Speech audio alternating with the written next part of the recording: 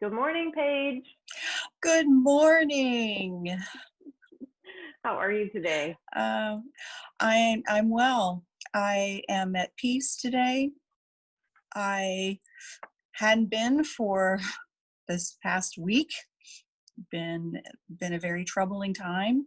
I took a week off of posting on social media just because I didn't want to clutter it up with Yeah. stuff and I took some time for introspection and learning. uh, Learned some things about myself that were a little surprising. we, we Mm, like to think that we are non-judgmental and mm, this and that I can't be that, and we have our aspects. But today I'm well, and I'm good. always excited to be here in this space with you and on Wednesday. Mm. Yeah. So how are you? I am well. I am settling into the new normal, and I am looking forward to some downtime for myself in another week or so. Um, this video that we are recording today is actually going to go out on my birthday. So that's why we're Yeah. pre-recording our goddess chat for next week. And I'm so grateful we were able to carve out a little extra time so that we can still stay consistent with our intention for this group, which is to have these chats weekly. So thank you for your grace and giving me a little extra time today. Um, Well, you need that. yeah, I do, and I'm ready. And there's a lot of change that's already happened and is going to continue to be evolving and expanding and growing. And so I'm doing my best to lean into it in the midst of everything else that's happening in the world. And I too have been doing a lot of introspection and observing and honoring where I am in this climate that Mhm. we're living in. So, Mhm. and I feel Mhm. like that's a really great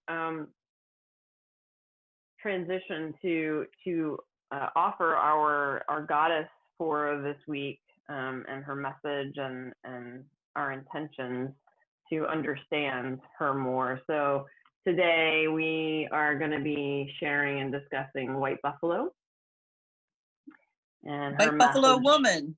Yeah, white buffalo catwoman. Yes. Yes. um, and her message of reverence and of honoring um, the whole, right? Mhm. Mhm. Um, Paige, you were sharing when we kind of had our pre-talk before we come in together. We always gather and integrate Mhm. so that we're ready for these chats. And you were sharing a really lovely perspective on appreciating, honoring the The ceremony, traditions. the tradition, the Mhm. rituals Mhm. of all.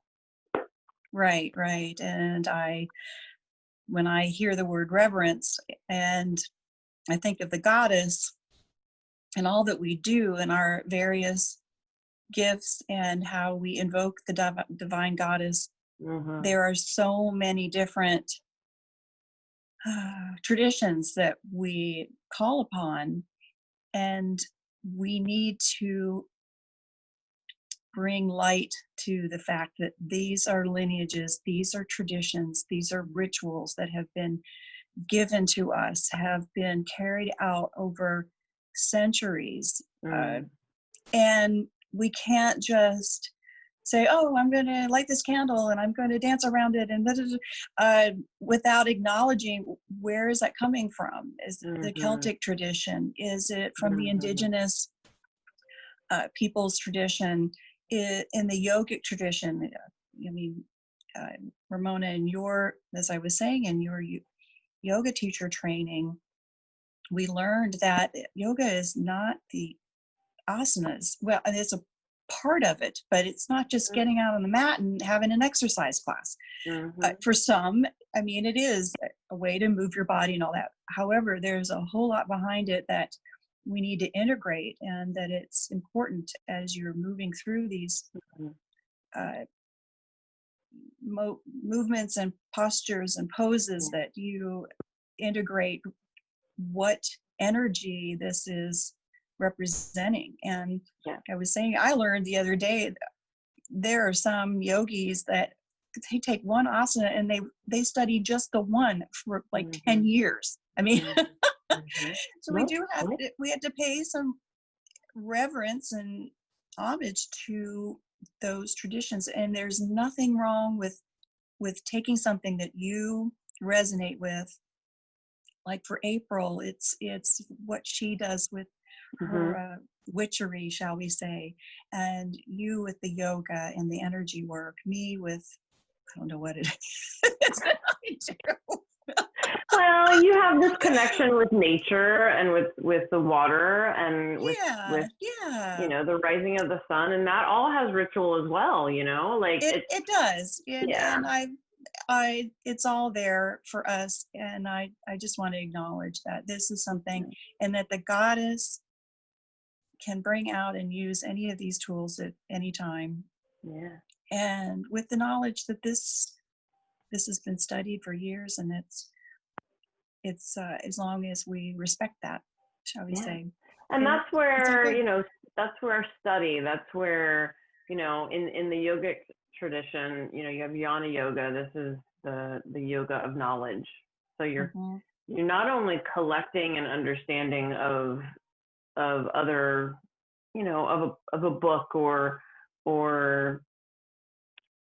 the, you know, the Yoga Sutras, or understanding of the 5 branches or the 8 limbs. It's also the internal knowing, that going within and really honoring your intuitive knowing.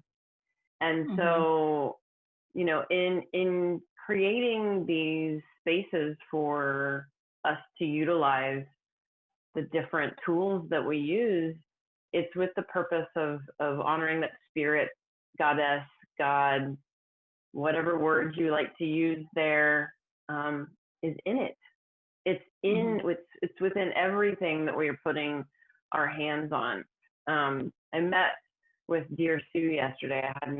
We hadn't seen each other in person in 3 months, and we made a lunch date. And so it was really lovely to have this, you know, FaceTime with her. And we were talking about the understanding that everything is spirit. Everything is spirit. Every human in this world is spirit. Every blade of grass is spirit. Every wave that runs into the beach to you is spirit. And the more that we can lean into honoring that knowing, honoring that understanding, and really truly taking the pause of time to set intention in that honoring before we utilize said item is very important. It's very important to our intentions and our work, right? Right. And what else does she represent? I think you were reading from the one of the other. Well, there's from the Native Heart deck that I use. You know, White Buffalo talks about the abundance, that there's always more than enough, that we are never lacking. We always have everything that we need, right? And really remembering to look at the world in that way, instead of looking at it from a place of lack. So, and I'm sure that there are numerous other outlets we could collect information in regards to this goddess and everything that she offers the world. But I know that White Buffalo Catwoman has been talking to me for a long time, because I have had a lifetime of not feeling like abundance was available to me. I had a lifetime of feeling separate from everything. And it was the yogic journey that taught me otherwise. Mm-hmm. Mm-hmm. That's beautiful. Yeah. Yeah.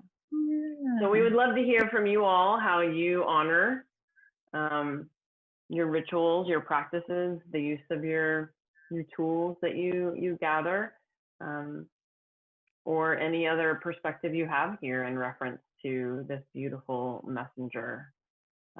Yeah, and might I add that